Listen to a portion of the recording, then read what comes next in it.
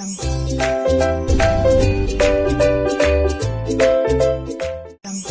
And welcome to my channel. So आज के video में हम डिस्कस करेंगे about the blood vessels.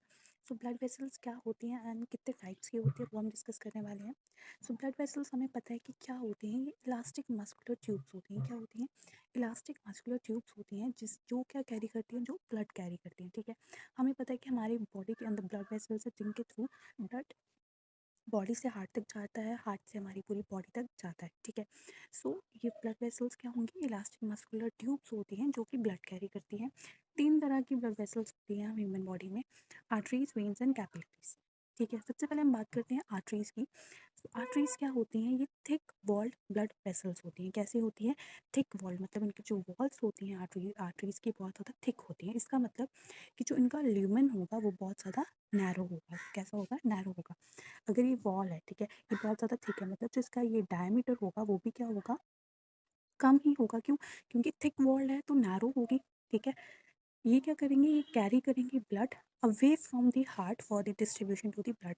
So arteries को आप आर्टरीज का क्या फंक्शन होता है? ये ऑक्सीजनेटेड जो ब्लड होता है, मतलब हार्ट से जो अच्छा वाला ब्लड होता है जिसके अंदर ऑक्सीजन होती है, वो अच्छा वाला ब्लड हार्ट से हमारी पूरी की पूरी बॉडी में डिस्ट्रीब्यूट करता है। कौन?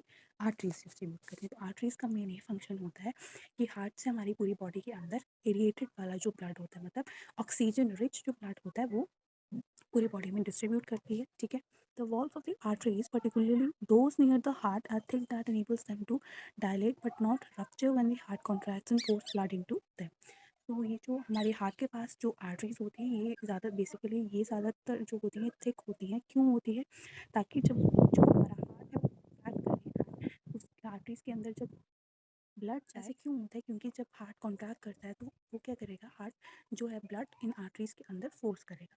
तो जैसे ही ब्लड इसके अंदर आएगा तो ये जो हमारी वेसल्स हैं ये रप्चर ना हो जाए, इस वजह से ये जो आर्टरीज होती हैं ये थिक वॉल्ड होती हैं। ठीक है, एंड जो ब्लड इसमें से पास करेगा वो जो होगा एरिएटेड होगा एंड हाई प्रेशर का ब्लड होगा। ठीक है, नेक्स्ट हम बात करते हैं वेन्स की। तो वेन्स जो होती हैं ये थिन वॉल ब्लड वेसल्स होती हैं। ठीक है, अब इनका क्या फंक्शन होता है? जैसे आर्टरीज जो होती है हार्ट से पूरी बॉडी में ब्लड पहुंचाती हैं, इनका काम होता है ये पूरी बॉडी से हार्ट तक ब्लड पहुंचाती है। पूरी बॉडी से जो डीऑक्सीजनेटेड ब्लड होता है टिश्यू से, सभी पूरी बॉडी से जितना भी डीऑक्सीजनेटेड ब्लड होगा, मतलब जो ऑक्सीजन रिच ब्लड नहीं होगा, ठीक है, उस डीऑक्सीजनेटेड ब्लड को पूरी बॉडी से लेकर ये हार्ट तक पहुंचाती है ताकि वो ऑक्सीजनेटेड हो जाए। ठीक है, एंड ये काम कौन करता है? ये काम करता है वेन्स। ठीक है, वेन्स में जो ब्लड होता है वो लो प्रेशर का होता है।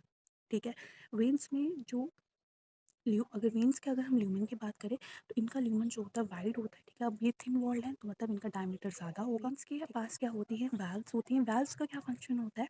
To prevent the back flow of the blood, ताकि ये जो डीऑक्सीजनेटेड ब्लड है वापस ये हमारी बॉडी में ना आ जाए। वेन्स के पास होती हैं वैल्व्स। वाल्व आप एक तरह का समझ लो फ्लैप्स होते हैं जो कि ब्लड को वापस नहीं जाने देते, जो एक ही डायरेक्शन में ब्लड का फ्लो रखते हैं ताकि पूरी बॉडी से हार्ट तक ही ब्लड चाहे डीऑक्सीजनेटेड वाला वापस हमारी बॉडी में ना आ जाए। इस चीज़ का ध्यान कौन रखेगा? वेल्थ रखती है। ठीक है, एंड आपको ये चीज़ पता होनी चाहिए कि पल्मोनरी वेन्स को छोड़कर वो सभी की सभी वेन्स में डीऑक्सीजनेटेड ब्लड होता है। पल्मोनरी वेन्स जो होती हैं दे कैरी ऑक्सीजनेटेड ब्लड। क्यों?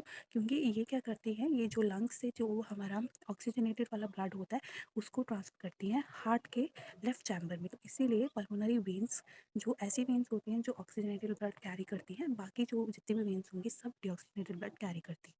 अब बात करते हैं कैपिलरीज की। तो कैपिलरीज क्या होती हैं? ये भी थिन वॉल्ड होती हैं। ठीक है, एंड एक्सट्रीमली नैरो होती है। इनका डायमीटर 4 से 10 तक का होता है। ठीक है, आर्टरीज एंड वेन्स के जो टर्मिनल्स होते हैं वो एक साथ जुड़ते हैं, तो तब जब वहाँ पे जो एक नेटवर्क बनता है उसको कैपिलरीज बोला जाता है। ठीक है, आर्टरीज एंड वेन्स एक साथ जुड़कर कैपिलरीज बनाती हैं। ठीक है, बहुत ज़्यादा थिन वॉल्ड होंगी।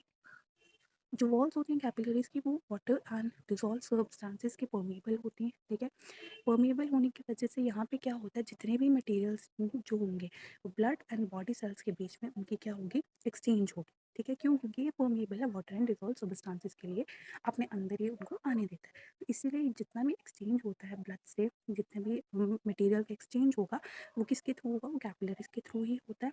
ठीक है, एंड जो ब्लड होगा it flows very very slowly capillary से। क्यों? ताकि ऐसा क्यों है? ताकि जो भी एक्सचेंज हो रहा है फूड मटेरियल्स का, गैसेस का, वेस्ट प्रोडक्ट्स का, वो इजीली हो सके। इस चीज़ को फैसिलिटेट करने के लिए, इस चीज़ को परफॉर्म करने के लिए, ताकि एक्सचेंज हो जाए, इसीलिए यहाँ से ब्लड जो है बहुत स्लोली फ्लो करता है कैपिलरीज की तरफ, ठीक है। अब हम बात करते हैं difference between the arteries and veins. तो आर्टरीज जो होती है थिक इलास्टिक मस्कुलर वॉल्स होती हैं, वेन्स जो होती है थिन नॉन इलास्टिक वॉल्स होती हैं। इन आर्टरीज का जो ल्यूमन होता है वो नैरो होता है, वेन्स का जो होता है वो वाइड ल्यूमन होता है। जो आर्टरीज में ब्लड फ्लो करेगा फास्ट एंड जर्की होता है, मतलब इनका प्रेशर जो होगा बहुत ज़्यादा हाई होगा ब्लड का।